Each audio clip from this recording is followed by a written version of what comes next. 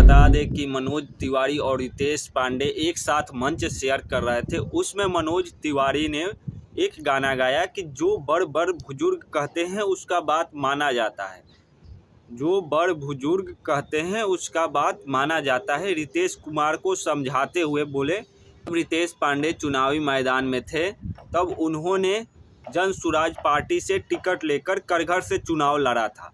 कड़घर से चुनाव लड़ने के बाद मनोज तिवारी ने उन्हें समझाया कि मैं लेकिन बड़ बुजुर्ग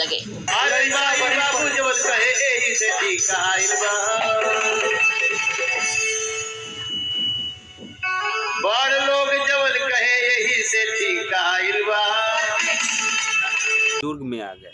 मैंने माना किया था रितेश को चुनाव लड़ने से, लेकिन वो फिर चुनाव लड़ा और हार गया। इसका मतलब यही बनता है। आप लोग इसका अर्थ क्या समझते हैं? लेकिन ठोकर खैले बिना कहाँ के होंगे मोती आइल बा।